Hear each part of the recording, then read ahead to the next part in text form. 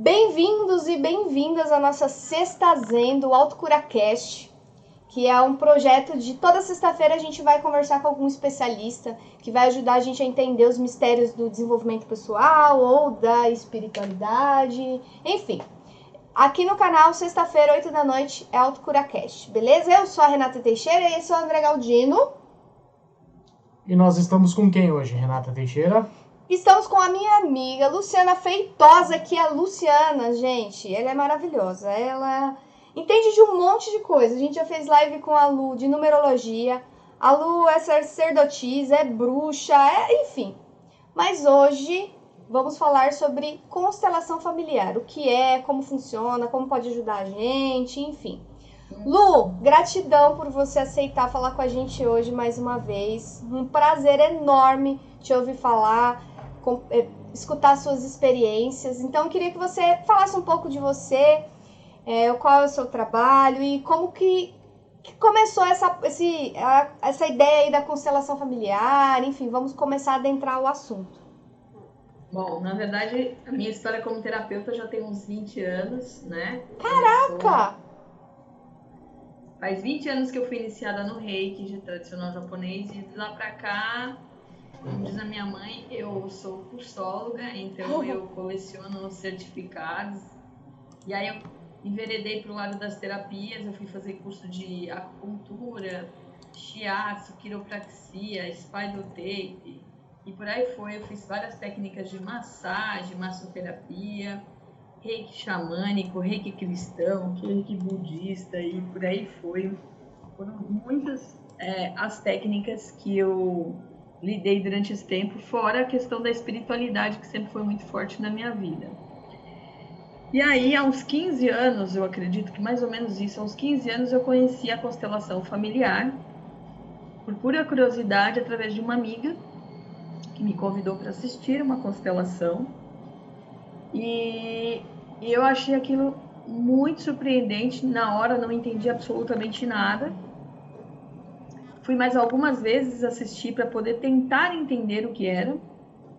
E aí, após isso, eu fiquei durante muitos anos frequentando alguns espaços que tem semanalmente trabalho de constelação, né? E aí, nesse lugar, eu fui aprendendo muito a respeito. Foi quando eu comecei a estudar mais sobre a constelação familiar, que hoje é algo que você ouve falar em todo que é lugar, mas na época ninguém sabia muito bem o que era, né? E o que eu acho legal é que na época eu fui em um lugar sério, um lugar muito bom, direto da fonte. Na verdade, esse pessoal que eu frequentava, eles fizeram cursos fizeram a formação com o Bert Hellinger, né? E com os familiares dele e com algumas seguidoras dele, fizeram especializações. E, bom, eu estou partindo do princípio que muita gente sabe o que é a constelação familiar, mas na verdade muita gente não sabe o que é, né? E o que é, Lu, constelação familiar? Você falou, né, que ficou indo, que demorou para entender. Eu vou te falar que eu fui algumas vezes, né? A gente foi algumas vezes para conhecer e eu fiquei meu Deus, o que essas pessoas estão fazendo? O que está acontecendo? É mediúnico, aqui? é psicológico? É mediúnico, é psicológico, é ligado à religião, porque a gente foi num centro kardecista. Enfim, Lu, o que é constelação familiar?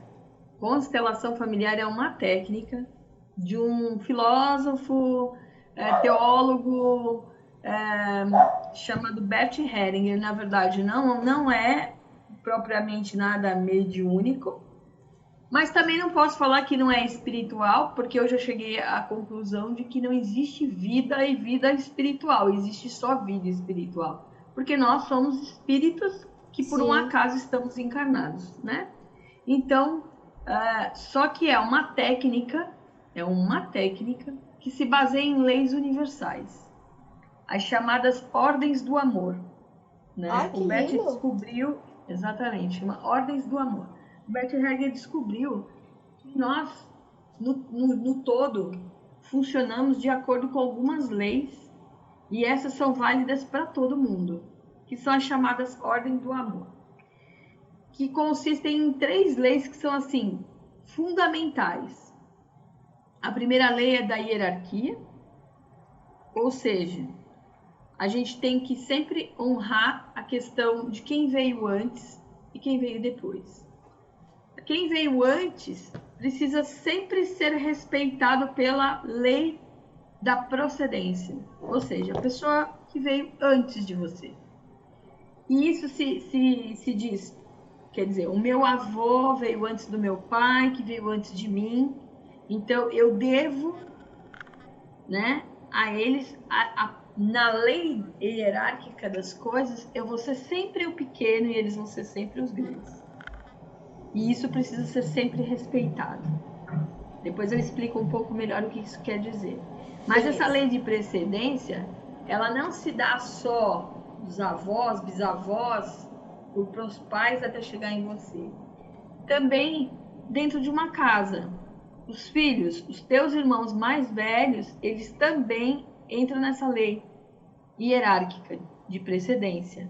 O irmão mais velho para o mais novo. Cada um eu tô tem lascada, o seu então. lugar. Eu tenho 4 irmãos mais velhos. Ih, Luz, tá falando com 2 caçulas aqui. 3 caçulas, eu também Você sou também caçula. é verdade. Uma ordem secreta aqui de caçulas. É. Essa é a primeira lei. A segunda lei é a de dar e receber. Né? Existia uma fluência do dar e receber, que precisa ser respeitado. E aí uma lei entra com a outra.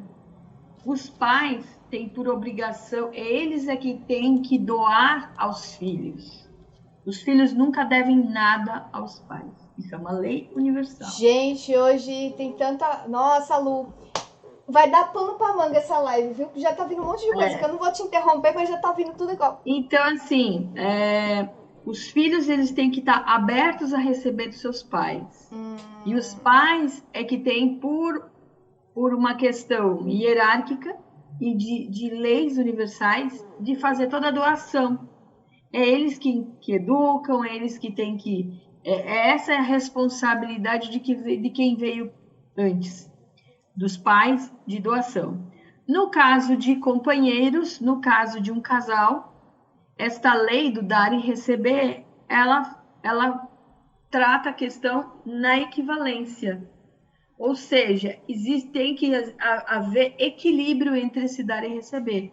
Nunca pode ter um lado que só doa e o outro que só recebe. Senão vai sempre ter um desequilíbrio entre um casal onde um dá e o outro só recebe ou vice-versa. Posso fazer uma pergunta, Lu, sobre isso? Pode. Então, assim, deixa eu ver se eu entendi. Numa relação, sei lá, entre marido e mulher e mulher, enfim, numa relação afetiva, deve ser, essa lei do dar e receber deve ser equivalente, né? Sim. Então, eu dou e eu também recebo. Em Sim. relação aos meus pais, essa relação do dar e receber, eu em relação a eles é receber, em relação aos meus filhos dar, ou tem essa troca também? É assim? Você pode, sim, ajudar seus pais. Você pode, sim, mas eles nunca podem te cobrar isso como uma obrigação. Não existe esta obrigação. Entendi. Porque são eles os maiores. Da mesma forma, porque assim, você não pode agir com superioridade nunca sobre os seus pais. Que é uma coisa que inconscientemente acontece em muitas famílias. Às vezes a mãe ou o pai já está idoso, já está numa situação difícil de saúde e tal, e o filho começa a bancar o pai ou a mãe deste pai e dessa mãe. E isso gera um desequilíbrio muito grande no sistema familiar. Você até, óbvio, que eu cuido da minha mãe, né? Porque ela mora comigo e ela tem 82 anos. Mas eu não posso desrespeitá-la no sentido de que ela sempre vai ser maior do que eu. Eu nunca posso me sentir superior a ela. Porque eu vou estar infringindo uma lei natural da vida. Você Entende? diz Eu isso... preciso me colocar no meu lugar. É complicado, é complexo isso. Eu preciso me colocar no meu lugar de filha, respeitando ela como enquanto mãe, né? Mesmo ela tendo as limitações físicas da idade. E nem o contrário, dela exigir de você... Exatamente. Algo que coube a vida inteira a ela mesma. Uhum. Né? Então, era só um instantinho, deixa eu colocar aqui o link para uma pessoa que está querendo entrar. Um segundo. E é tão comum isso, né? A gente Muito vê comum várias... e é fora do normal.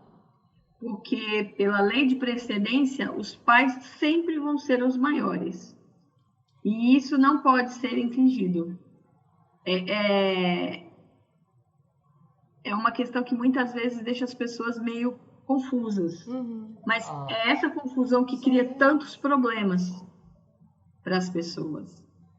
A Érica está Entendeu? perguntando, mesmo se os pais te desrespeitarem ou cobrarem a mais, você não pode se impor? Impor nunca. Nossa, aí é Impor complicado, nunca. hein? Oi? Né? Impor nunca. Porque a questão de desrespeitar ou não cabe a você o julgamento. É porque assim, é muito comum os filhos acharem que porque estão adultos sabem mais do que os pais e começarem a querer com ar de superioridade, porque assim, a verdade é algo muito subjetivo, certo? Imagine, assim, não tem como a sua mãe entrar pro seu útero, jamais.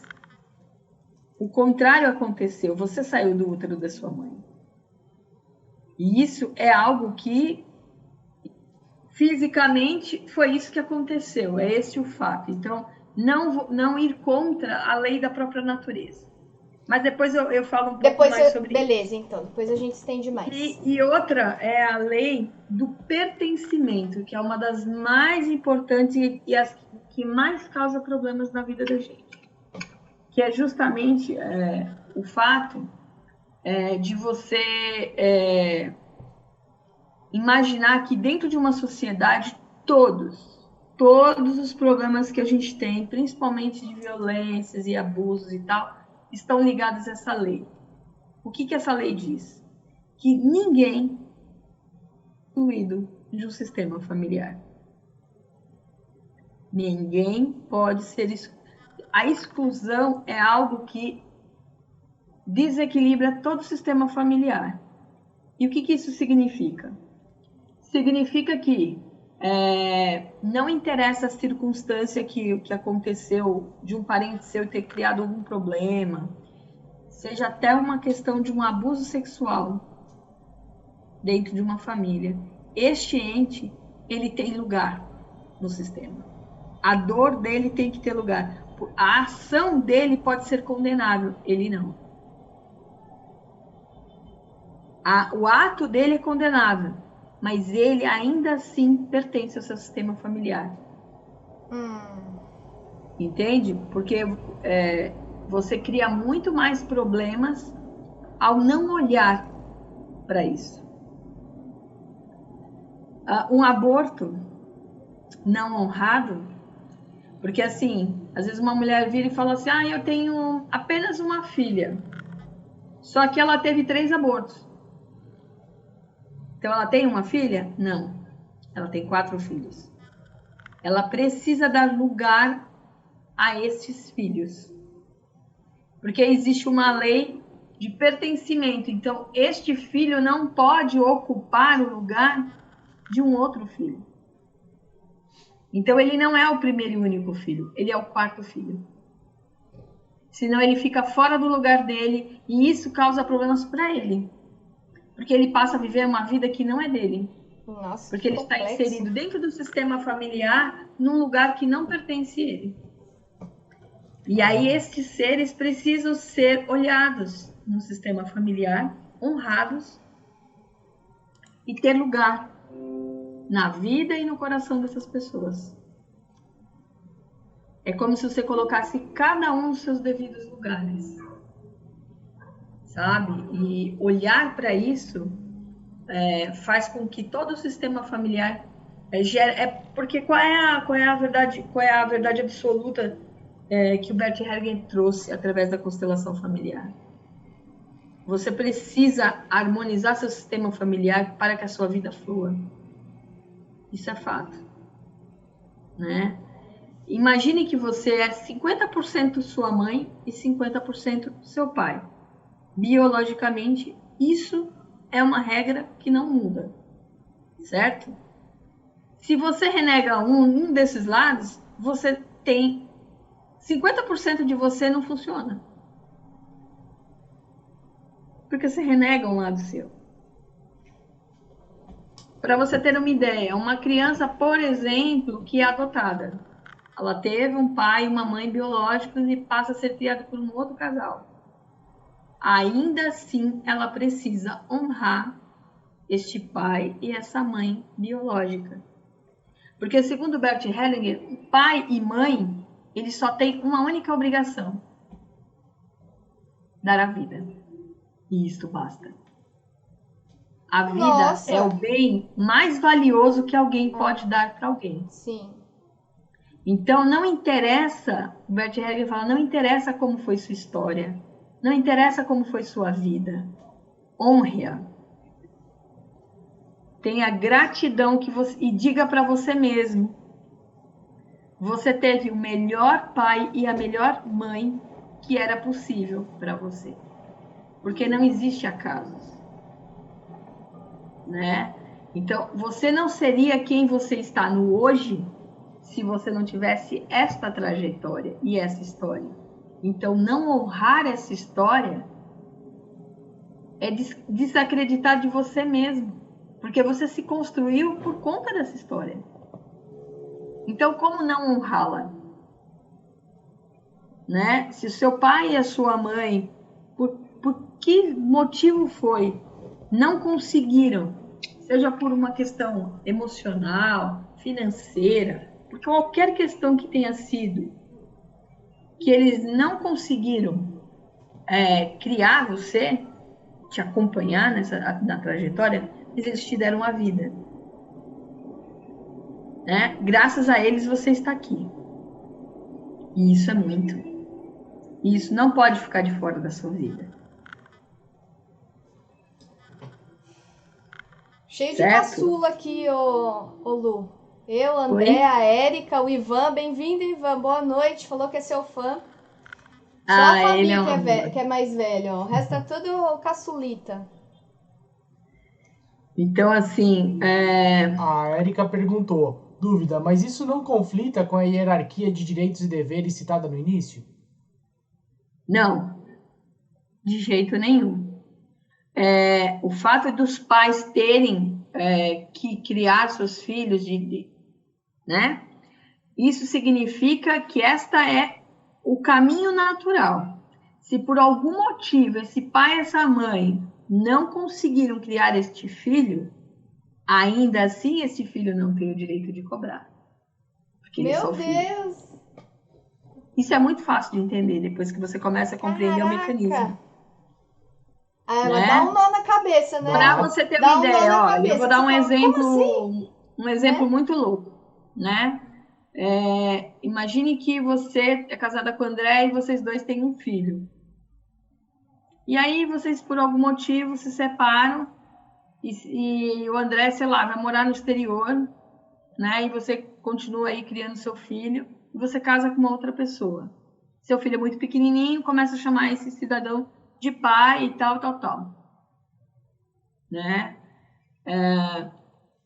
Pelas leis, pelas ordens do amor do Bert Hellinger, e você depois entende isso claramente, é óbvio que está tudo certo, faz parte do caminho da gente. Muitas dessas coisas a gente faz por não conhecer e de forma inconsciente. Sim.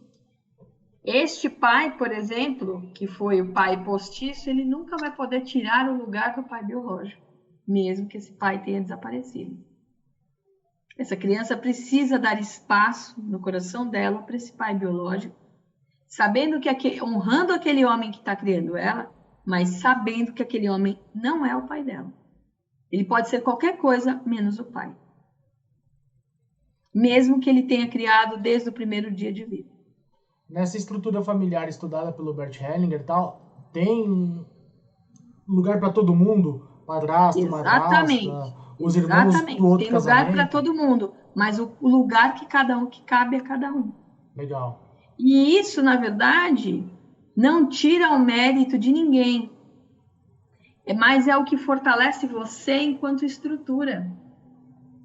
Quando você pensa em força ancestral, quando a gente faz o exercício de constelação, a gente imagina que você tem a força do seu pai e da sua mãe, um de cada lado, e atrás gerações e gerações de antepassados.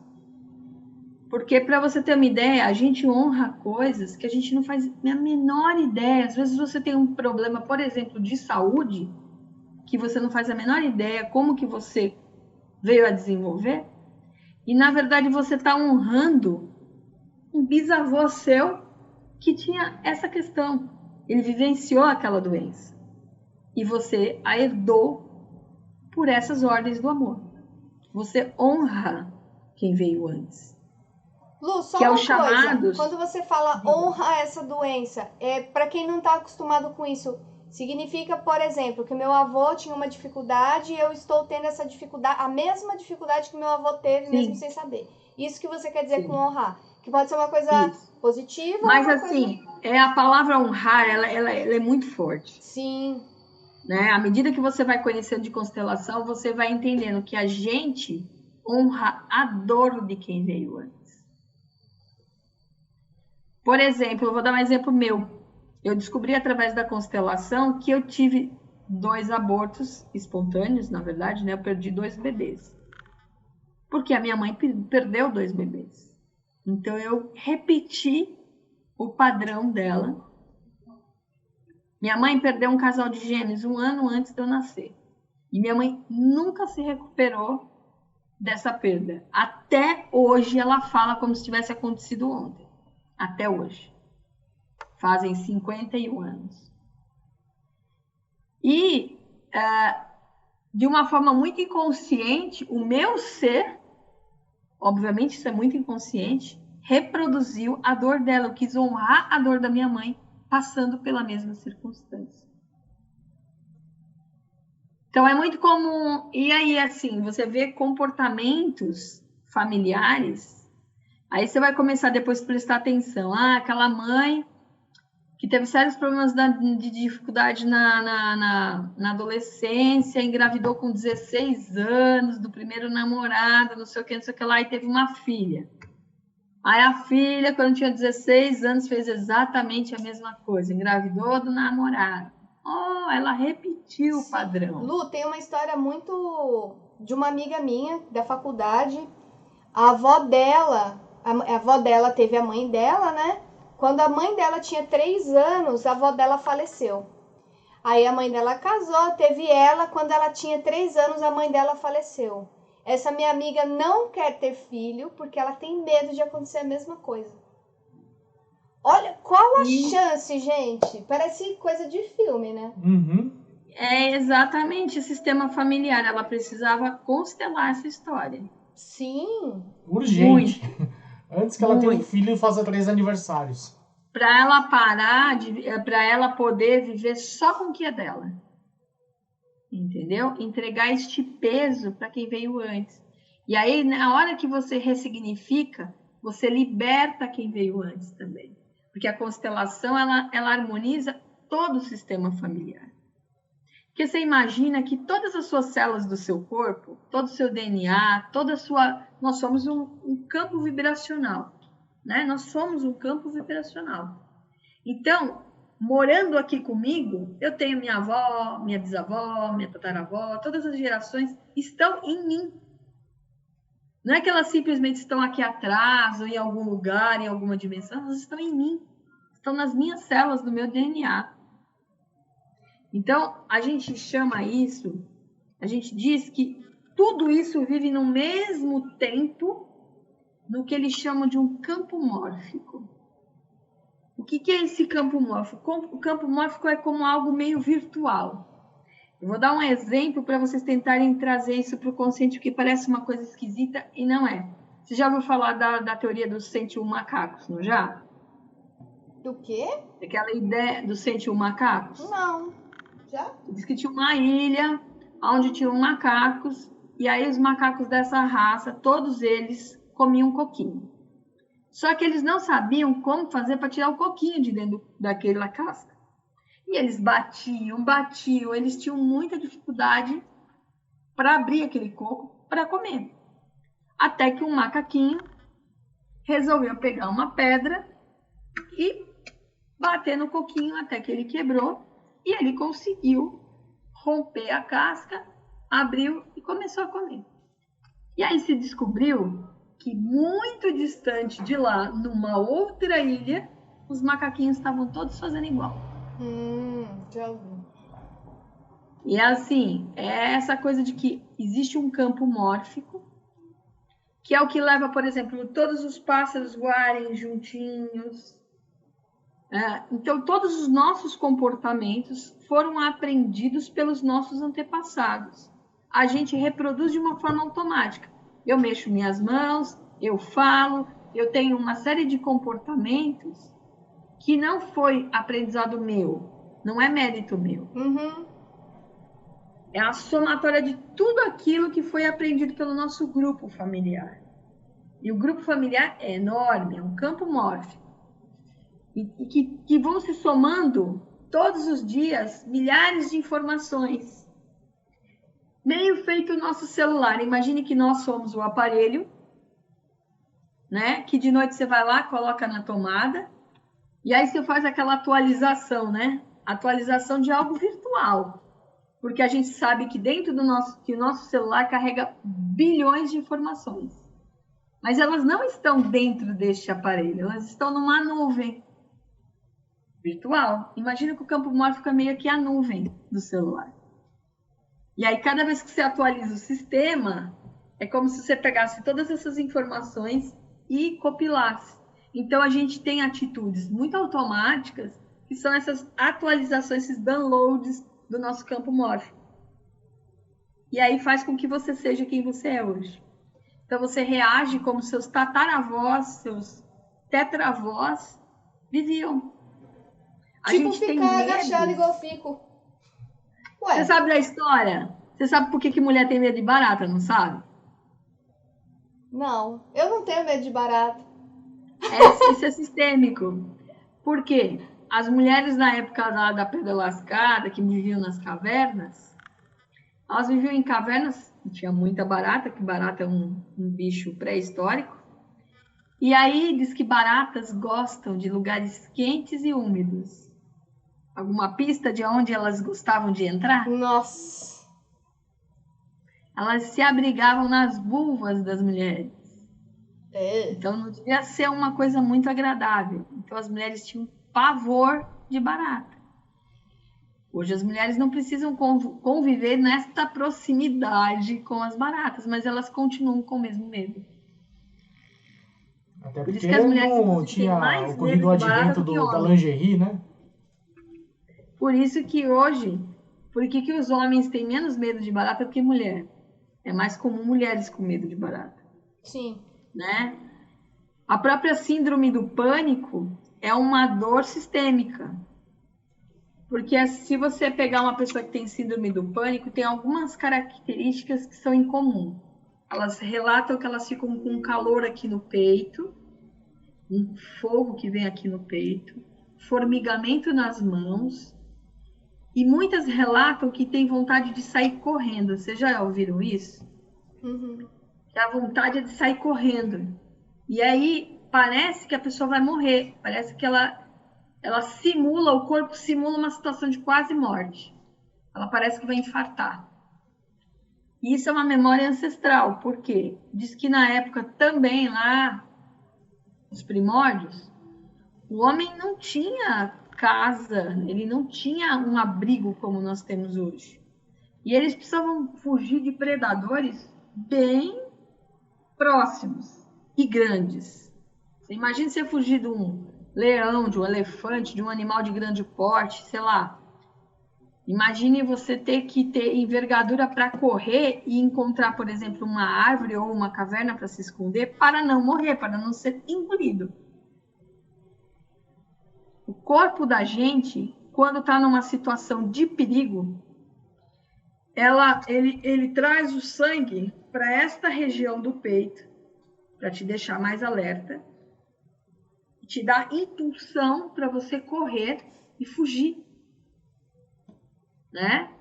E aí dá taquicardia, né? Porque você acelera para poder sangue nos olhos para sobreviver. E aí você pega uma pessoa que por um medo qualquer ela tem um gatilho que ela entra naquele estado.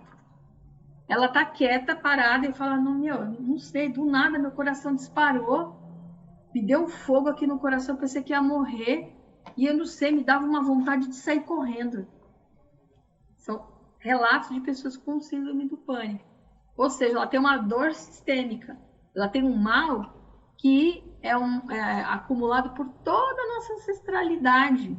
Não necessariamente assim, só a família dela. Você pode pensar em autismo, você pode pensar em hiperatividade, você pode pensar numa infinidade de enfermidades que você herda por padrão sistêmico. E a constelação ajuda muito a você começar a viver só com o que é seu e começar a colocar isso nos seus devidos lugares. Às vezes uma pessoa não consegue obter sucesso profissional porque lá o bisavô dele teve um problema sério de sociedade e tomou um calote, não sei o quê, e seu pai também já dizia para você que nessa vida você trabalha muito e ganha-se pouco. E aí você fica honrando todos esses antepassados. Eu honro com o meu fracasso, porque eu estou convencido daquilo que eles diziam. Eu não tenho coragem, por exemplo, de confiar em ninguém, num sócio, porque o meu bisavô foi passado para trás. E eu honro essa história. Então, quando você traz isso para o sistema familiar na constelação, é como se você desatasse esses nós, alinhasse as pessoas, né? Fizesse elas enxergarem que não havia tanta culpa assim. Porque sempre tem algo anterior que traz isso para frente. Pode ser o que for. Até um caso, por exemplo, de abuso sexual que as famílias vão carregando, e isso incide em quem vive hoje, que às vezes vive aprisionado, com medo, às vezes mulheres que têm medo de engravidar por conta de casos de abuso sexual na família, que não se liberta do padrão, que tem problemas fisiológicos no aparelho reprodutor, né? Por conta disso, por conta de histórias desse tipo. E aí há uma libertação desses processos e aonde se rompem esses, porque às vezes são sucessivas, porque mesmo o abusador ele tem espaço, tem lugar, a dor dele também tem que ser vista. Puxado. E curiosamente a sincronicidade acontecendo aí. Érica perguntou, e quando a quebra de padrões? Quebra de padrões em que sentido? Você acabou de falar, né, dos padrões. E ela perguntou, e quando a quebra de padrões? Imagino que seja... Como que pode... Isso, como que pode fugir desses padrões aí que são maléficos? É olhar para isso, porque aí quando você começa a reharmonizando lá de trás, você vê que as causas estavam mais atrás, né? Às vezes são padrões que vão sendo repetidos numa linhagem aonde se considera que às vezes aquele comportamento era um comportamento aceitável, por mais que ele não seja. E isso vai se repetindo, né? E você liberta o outro da culpa. Pode ser, eu peguei outro dia um caso de um assassinato. E eu vi um cara preso e ele não consegue emprego, ele não consegue viver, a vida dele é amarrada, porque o pai dele foi assassinado e ele queria vingança. E a vida dele parou dali por frente. Ele acabou com o casamento dele, ele acabou com a vida profissional dele, aprisionado, ficou lá, preso, à situação do assassinato do pai dele. Caramba, que impacto. Muito. Ô Lu, então, assim, mudando um pouquinho de assunto, na verdade, voltando um pouquinho, você chegou a falar que existe uma espécie de nuvem que a gente trabalha como se fôssemos celulares. Tem uma série bacana aí que chama Upload. É uma série no Amazon Prime, não é muito conhecida. E lá as pessoas, quando vão morrer, quando elas estão próximas aí ao desencarne, fazem o upload do cérebro delas, elas ficam numa colônia aí, numa nuvem. E dependendo da riqueza da pessoa, é bem bacana, bem interessante a ideia. Você tem alguma sugestão de filme ou série que tem a ver com isso? Não necessariamente isso do upload, mas da constelação em si? Cara, eu sou tão louca por constelação que eu vejo constelação em tudo. Eu vejo na numerologia, eu vejo nos filmes da Disney. Ó, eu tava assistindo com a Fê hoje, Frozen 2. É uma constelação familiar aquilo. É incrível, é absurdamente sistêmico, né? Ela vai, através das memórias da água, buscar a verdade sobre o povo dela. Não sei se vocês já assistiram Frozen 2. Não. Assistam, porque primeiro que eu acho já lindo aquela história, porque é um amor de irmãs e é um negócio que foge daquele padrãozinho da menina que é beijada pelo príncipe, acorda e que tem que casar com o príncipe encantado, né? Não, já é um pouco diferente, é um amor de irmãs. Mas aí, no caso da Frozen, da Elsa, quando ela se defronta com aquele povo da floresta, que tem muita bronca deles, né? Porque culpa eles por uma série de questões que acontecem na natureza, que acontecem na floresta, e ela não entende porque ela fala assim, caramba, nós só queremos o bem da natureza, nós não fazemos nada de errado. Ela ali não fazia. E aí ela fez um mergulho nas sombras dela, aparece lá justamente a questão da água carregar todas as memórias, né, da nossa vida, e a gente sabe que, se alguém já estudou a respeito da memória da água, a água, ela já viveu tudo que tinha para viver, né? A mesma água que está dentro do seu corpo pode ter sido a mesma água que esteve no corpo de Jesus, concorda? Há 2000 anos atrás. Porque é a mesma água, ela cai em forma de chuva, ela sobe, ela desce, ela vai para o rio, ela vai para o mar. Quer dizer, todas as águas se misturam. Então, a gente vive imerso nas memórias de todo o planeta, né? De todas as histórias. E aí, no filme da Frozen, ela entra nas memórias da água, porque como ela tem aquele poder de congelar, aí ela congela a história do passado da família dela. E aí ela vê que o avô dela tinha atacado o povo da floresta. Então, na verdade, ela estava sendo cobrada por algo que a ancestralidade dela tinha cometido. E aí ela vai atrás de ressignificar essa história. É muito louco. Avatar também tem essa história, né? Aham. Então, assim, quando você começa a ver o mecanismo da constelação, você começa a ver que tem constelação, tem questões sistêmicas em tudo, né? Então, assim, você vai perseguindo, você vai vendo que todas as histórias têm um fio muito ligado a isso. Eu estava pensando nisso e tem relação à numerologia. Quando uma pessoa carrega, por exemplo, um número kármico, não sei se você lembra do que é um número kármico, tem alguns números que quando uma pessoa nasce com aquele número, por exemplo, naquele dia, aquele número tem uma liçãozinha para a pessoa, né? Eu até ontem estava numa reunião sobre constelação e eu falei assim, gente, por exemplo, os nascidos no dia 19, eles têm um número kármico, o número 19, que é a carta do tarô, é a carta do sol, e o sol é incrível, só que ele em excesso também queima. E é um número kármico que fala a respeito de quem não honrou e usou do poder de forma errada no passado. Então, pessoas que tiveram lideranças e tiveram muito poder numa outra vida, foram nobreza e tudo mais, e pegaram, por exemplo, propriedades na mão grande, pelo poder, usaram da soberba, né? E aí vem com este número para resgatar, porque o 19 vira 1, e é um número de liderança, ou seja, essa pessoa, querendo ou não, ela vai ser colocada num posto de liderança. Só que aí, qual é a missão dela? Fazer diferente, ser um líder positivo e não um tirano. Isso é o quê? É sistêmico. Ela está repetindo um padrão da família, mas para vir fazer diferente. Libertar a constelação família. Abraça a numerologia ou o tempero que você colocou?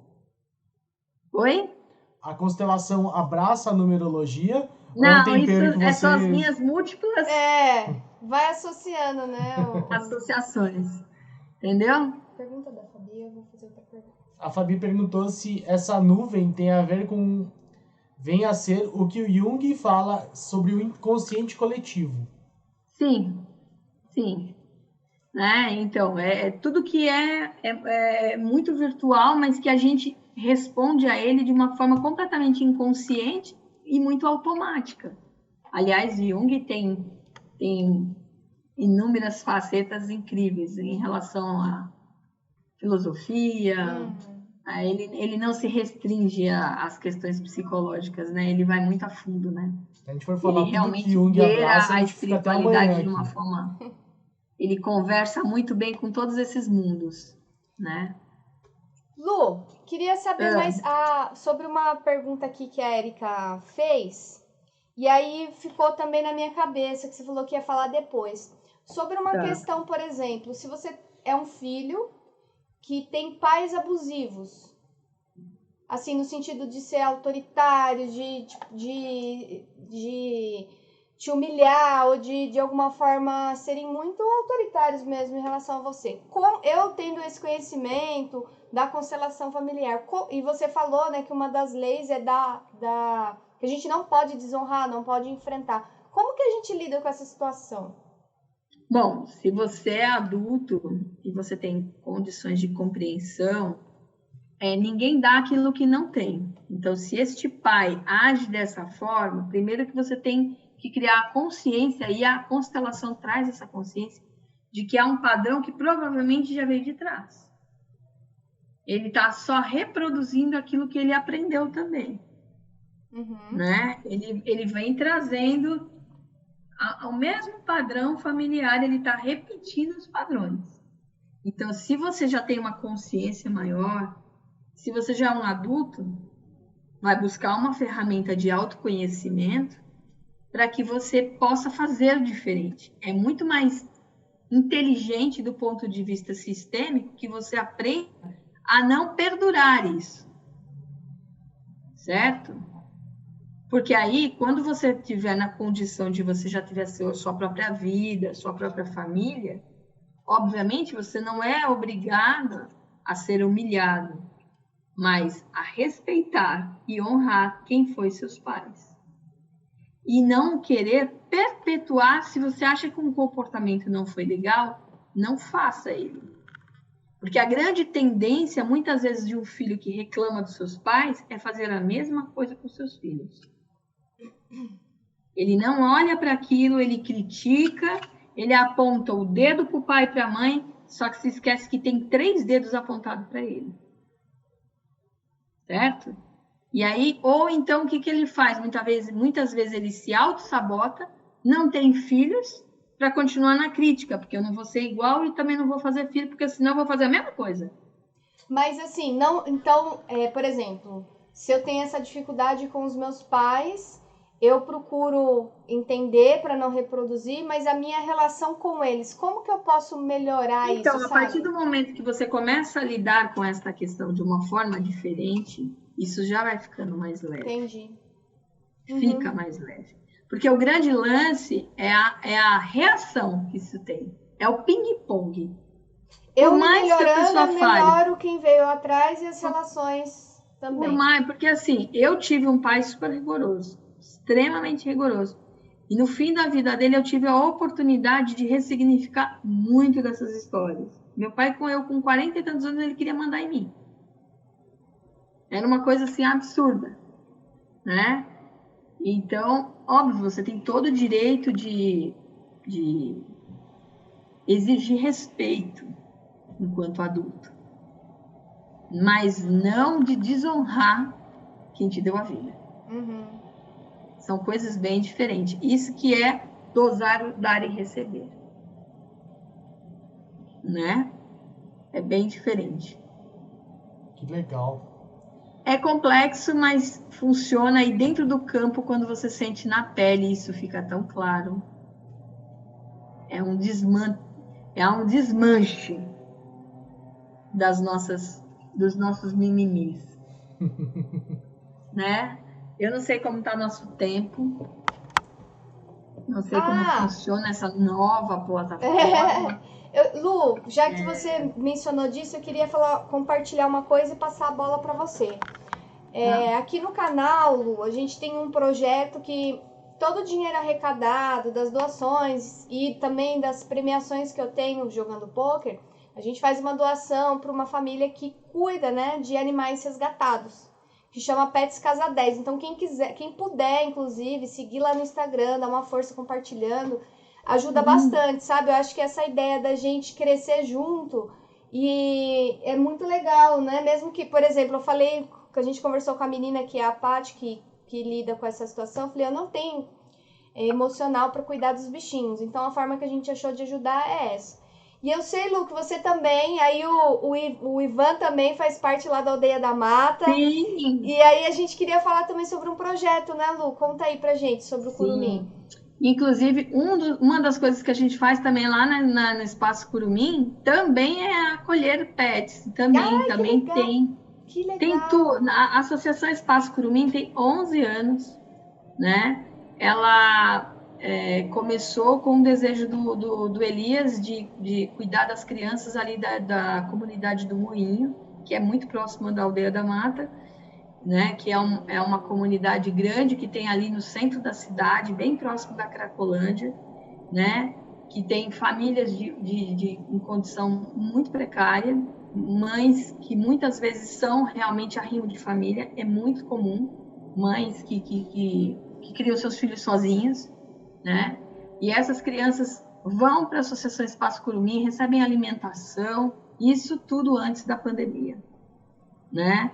Então, nós temos uma sede própria, que fica ali na Rua Eduardo Prado, e durante muito tempo essas crianças eram cuidadas, recebiam instrução, aulas de karatê, judô, yoga, meditação, reforço escolar, uma série de coisas, né? Tem um monte de atividades que são feitas, passeios durante o ano, elas são ajudadas também, a sua família é ajudada.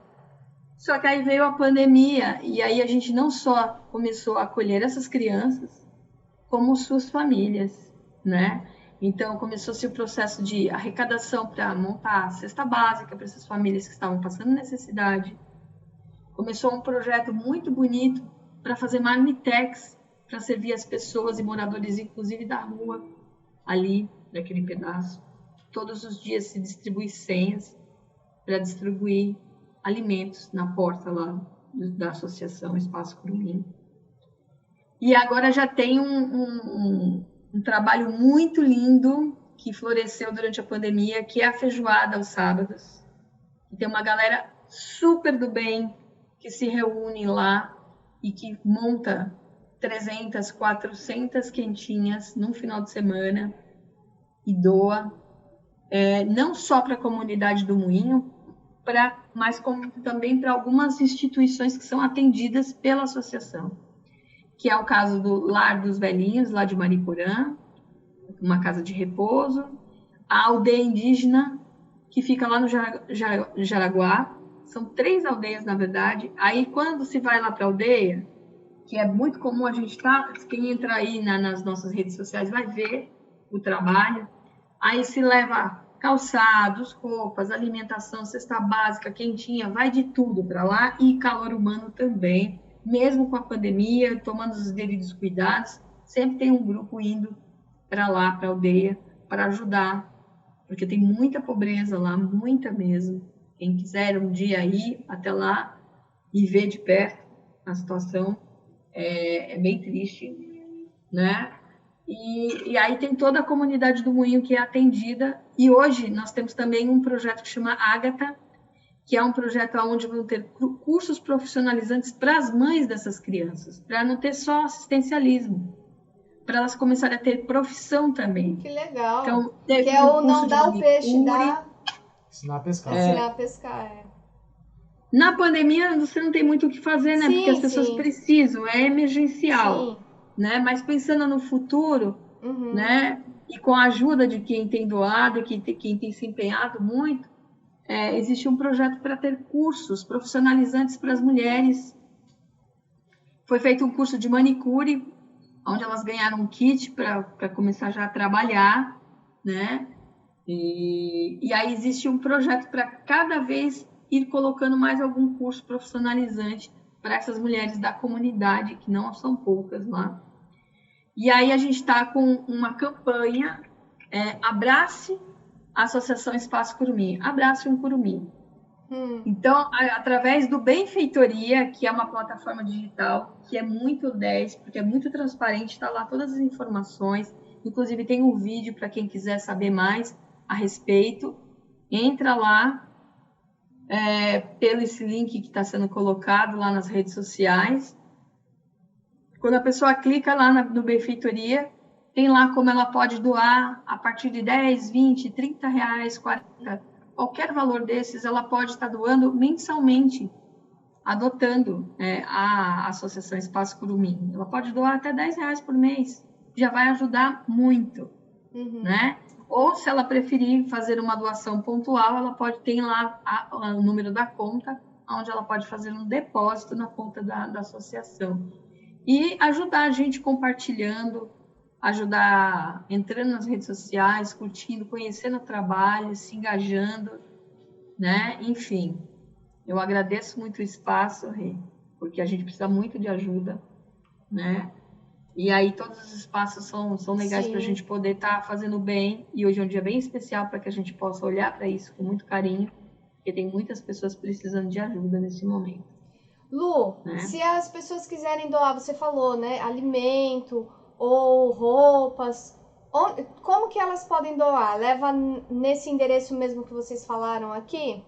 No Eduardo Prado 310 ou na Aldeia da Mata? No Eduardo Prado. Lá na Eduardo Prado 310, né? Porque também e entra lá no Benfeitoria, né, vezes... para conhecer, porque lá no Benfeitoria tem um vídeo bem bacana, onde mostra as ações da Associação Espaço Curumim, né?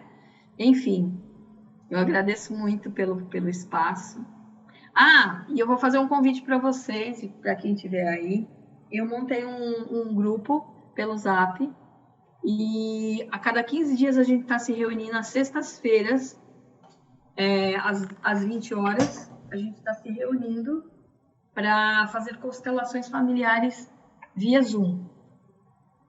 Porque o campo é inteligente e ele funciona online também. Eu tenho feito constelações online e super funciona. Então, quem quiser participar para conhecer, é gratuito, pode entrar no grupo e conhecer, assistir uma constelação. Quem quiser constelar, me procura em particular, que aí a gente marca a constelação e aí outras pessoas vêm para participar da constelação da pessoa. Às vezes tem dúvidas, quer conhecer um pouco mais, saber como funciona uma constelação, entra, participa, né? E aí vai ver como é incrível, como funciona, é sensacional. E eu sou apaixonada por constelação, além de tantas outras coisas, né? Eu também sou apaixonada por numerologia, enfim. Né? Legal. Mas a constelação é algo que...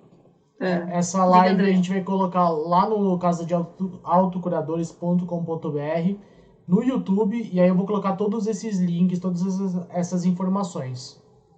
Tá bom. E aí tem aí também o link, né, da Benfeitoria, para quem quiser saber mais sobre o Espaço Curumim. E a gente pede muito, pandemia, tô apertado, não tenho nada para doar, não tenho como ajudar financeiramente. Compartilha, cara. É um minutinho ali que você compartilha. Nossa, se você tiver um amigo seu que possa fazer a mesma coisa, e compartilhando, e aí a gente vai encontrando pessoas que possam fazer isso. Sim, né? Sim, muito, ajuda muito. Tem também aí o Instagram da Lu, para quem quiser saber mais sobre constelação, quiser entrar no grupo que ela falou, das reuniões, chama ela lá em DM. Outra coisa também, né, o Ivan... A Lu aqui, eu conheci, na verdade, a primeira vez que eu ouvi falar sobre a Aldeia da Mata, quem me falou foi a Érica, que tá aqui também, que é minha amiga. Ela ia lá na casa de vocês. E a Aldeia da Mata também tá fazendo trabalhos online, né? Então, quem gosta de Umbanda, precisa ir de uma energia na sua casa. Teve essa semana de Ogum, eu compartilhei com todo mundo. Duas amigas minhas assistiram, gostaram muito. Então, fala, André. O que foi? O André tá assim, ó. Tô te olhando. Não, o que você vai falar? Fala. Não vou falar nada. Nada. Eu falando rápido aqui, achando que ele queria falar alguma coisa. Porque a Aldeia da Mata também tem trabalhos online, né? Sim. Nós temos trabalhos praticamente todos os dias. Às segundas-feiras a gente tem trabalho no Zoom, que chama Luz e Sabedoria, que é um trabalho com psicografia. Às terças-feiras tem Evangelho pelo Zoom, um trabalho de cura, onde as pessoas ficam deitadas, ouvindo o Evangelho, fazendo um trabalho de reconexão com os seus chakras, e aí entra em estado de dorme, coloca lá um copinho de água do lado, e são recepcionadas pela equipe de cura. Às quartas-feiras também tem Evangelho, às quintas-feiras também, e tem a live pelo YouTube. Às quintas-feiras tem trabalho da corrente médica, pelo um grupo de Zap. Enfim, todos os dias tem trabalho na aldeia. É muito... Olha que curioso. Eu fui uma vez só na Aldeia da Mata. Ouvi falar minha vida inteira, porque a Érica ia lá sempre. Falava, você tem que ir. Mas não sabe quando nunca dá certo? Conheci a Aldeia da Mata presencialmente através da Lu. Foi maravilhoso, foi uma gira de caboclo. E a Érica mandou aqui um dos melhores espaços que já frequentei na vida. Olha a curiosidade. Passei com um caboclo. E o que ele me indicou a fazer? O quê? Constelação familiar. Vocês acreditam nisso, gente? Vocês acreditam nisso? Caramba! Ó, só dessa vez que a gente visitou a Aldeia da Mata, dá 3 horas de live só pra contar as histórias. Gente, foi incrível, sério. Inclusive, quando voltar, eu preciso ir lá, que eu preciso falar com o seu Zé. Então, bora fazer uma constelação, Rê. Sim, precisamos marcar. Tô correndo, deixando, mas não pode deixar pra depois, né, gente? Vocês acreditam? Eu tô chocada, né? Chocada, eu não Sem lembro, não sabia disso. Né? Não sei se a gente conversou sobre isso. Pois é, você acredita? E aí eu falei com a Lu, Lu, vamos fazer uma live, não sei o que. Ela, vamos fazer de constelação familiar? Tá bom, vamos fazer de constelação familiar. É coincidência. É coincidência. Muito bom. É o campo mórfico te chamando. O sistema, o Bert Hellinger fala que a gente sempre está a serviço de algo maior, que a gente não sabe o que é. Todos nós. Inclusive, neste momento que nós estamos vivendo, a gente precisa entender que tudo está a serviço de algo maior. E tudo está certo, né? Mesmo este vírus está a serviço de algo maior. Ele está por um determinado motivo, né? E aí nós temos que ter muita gratidão e honrar tudo o que está acontecendo, porque está tudo seguindo conforme combinado. Não tem nada fora do contexto, né? Estamos todos a serviço de algo maior, que a gente pode não saber o que é, né? Mas estamos.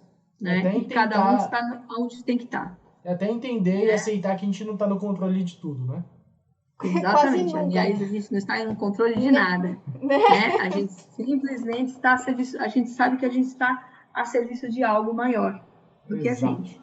Lu, se a gente pudesse pensar que as nossas células também estão a nosso serviço. Elas não nos conhecem externamente, né? Elas não sabem que cara você tem. Elas estão lá dentro de você. Mas elas funcionam de acordo com as suas ações. Não é isso? A Renata tem uma pergunta. Lu, aqui, como a gente falou no começo, sexta-feira é a Sexta Zen, que é do AutoCuraCast, né? Que o André falou que a gente coloca lá no Autocuradores. Lu, o que você faz para se autocurar? Nossa, é muita coisa. Hoje, acho que uma das coisas mais importantes é você dar espaço na sua vida para o nada. Nossa! Como faz? Precisa. A meditação é algo fundamental nesse processo de curador. Porque quando você está em estado de meditação, na verdade é um treino para você ter estado de presença. Estar no aqui e agora. E estar no aqui e agora e na sua verdade significa estar curado, né? A gente está sempre em algum lugar menos aonde a gente deveria estar. Normalmente é isso. Sim. A cabeça da gente funciona em vários lugares ao mesmo tempo. Então, quando a gente se dispõe a sentar em algum lugar, a fazer uma meditação e a estar somente com você, né? Você vai criando um estado de presença que, com o passar do tempo, esse estado de presença ele é constante. Você não precisa estar sentado de olho fechado, prestando atenção na respiração e deixando os pensamentos ir embora. Você simplesmente vai estar no aqui e agora. Eu estou comendo, eu estou olhando para a comida e eu estou pensando na comida. Eu não estou pensando no daqui a pouco. Eu estou mexendo no meu cristal e eu estou pensando na força que esse cristal tem. E só. Então, meditar é uma coisa que eu acho que neste momento é fundamental para a gente poder entrar nesse processo de curar, de nos curar, né? Então, eu tenho feito muita coisa nesta pandemia, nesse sentido de meditação, de oração, tenho feito yoga, exercício de reequilíbrio dos chakras, ter consciência corporal, né? Eu acho que isso ajuda pra caramba, né? Cultivar a tua fé, porque fé é confiança, né? E ele é contrário à ideia do medo, né? E o medo, eu acho que é um grande inimigo da gente neste momento, né? Ele vai contra a natureza. Porque se a gente sabe que tudo que está aí está a serviço de algo maior, está para nos levar à evolução, ter medo é tirar a confiança e ir no sentido contrário dessa evolução, né? Independente de qual que seja a circunstância. Independente da circunstância. Então, não é uma tarefa tão fácil quanto estou falando. É um exercício que a gente faz o tempo todo, né? Mas o Ivan deu uma dica muito boa. Aconteça o que acontecer, continue respirando. Continue a nadar, continue a nadar. Aliás, exercícios de respiração são maravilhosos para isso, né? Exercícios de respiração, eu acho que são, assim, fundamentais para que a gente possa estar alinhado com o que a gente pretende, né? Então, assim, e dentro, na medida do possível, começar a fazer essas conexões, mesmo que seja via Zoom, seja usar das ferramentas que a gente tem hoje para estar junto. Sim. A gente viu o quanto a gente é capaz de aprofundar uma relação sem precisar estar perto. Quantas pessoas eu conheci durante a pandemia através do Zoom, que são pessoas muito ligadas a mim hoje, né? A gente aprofundou amizades, a gente fez contatos, relações das mais formas possíveis e imagináveis pelo Zoom. E nós estamos num treino diário aí para o novo, né? A gente tem que se permitir. Isso aí, Lu. Lu, muito, muito, muito obrigado.